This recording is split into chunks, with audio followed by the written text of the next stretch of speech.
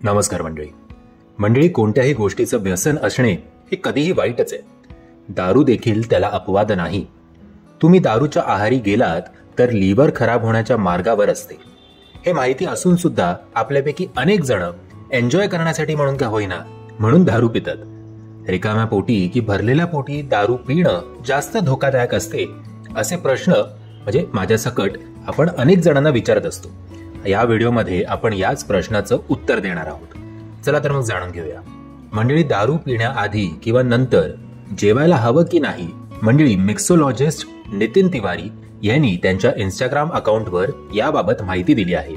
एका इंस्टाग्राम पोस्टमध्ये त्यांनी शरीरात अल्कोहोल शोषण्यामागीलचं विज्ञान आणि अल्कोहोलचा मन आणि शरीरावर कसा परिणाम होतो ते सांगितलं आहे. ते म्हणतात की जेव्हा आपण अल्कोहोलचा पहिला घोट घेतो तेव्हा तो आधी पोटात पोचतो.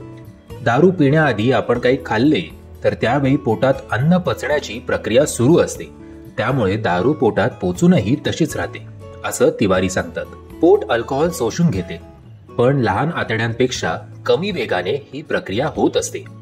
याचा अर्थ असा की जर आपण काही खाल्ले नाही तर अल्कोहोल पोटातून वेगात जाते आणि लहान आतड्यात पोचते, ज्यामुळे अल्कोहोल रक्तप्रवाहात जलद गतीने शोषले जाते.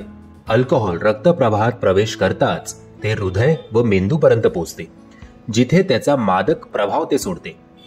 तुम्ही रिकाम्या पोटी दारू प्यायलात तर अल्कोहोल पोटाच्या दीर्घ प्रक्रियेच्या वेळेस बायपास करते आणि थेट लहान आतड्यात जाते.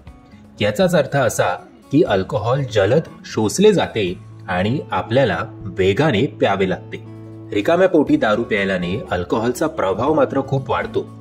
पोटात अन्न नसल्यामुळे शोषण दर वाढतो, ज्यामुळे अल्कोहोलचा प्रभाव तीव्र होतो.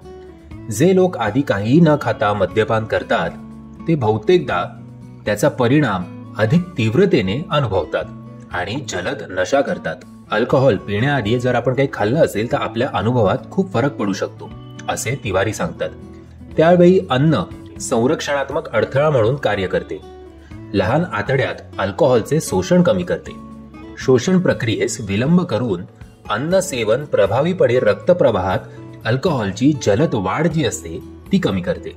याचाच अर्थ असा की जर तुम्ही अल्कोहोल पिण्याआधी काही खाल्लं तर तुम्ही तुमच्या अल्कोहोलयुक्त पेयाच्या परिणामांचा दीर्घ कालावधीसाठी आनंद घेऊ शकता.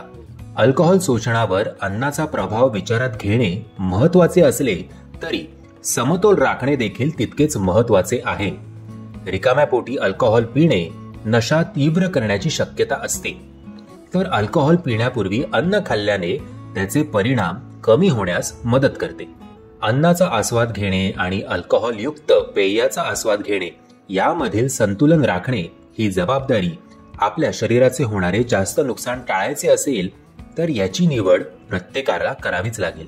मद्यपान करण्यापूर्वी कार्बोहायड्रेट्स आणि प्रोटीन युक्त हलके जेवण आणि मद्यपान करताना हलके स्नॅक्स खाणे याच्यामुळे दुसऱ्या दिवशी जो हँगओव्हरचा त्रास असतो तो कमी होतो. म्हणजे या व्हिडिओच्या मार्फत मी तुम्हाला थोडक्यात सांगण्याचा प्रयत्न केला आहे की अल्कोहोल आणि जेवण याच्यातलं बॅलन्स कसं करायचं ते. मी कुठल्याही प्रकारे अल्कोहोलला सपोर्ट करत नाहीये, पण असते ना खास थोडी त्यामुळे आपला व्हिडिओ बनवतोय. आणि शेवटी कसं आहे, तुम्हीच तुमच्या जीवनाचे शिल्पकार, तसेच तुम्हीच तुमच्या जीवनाचे अल्कोहोलकार आहात हे विसरू नका.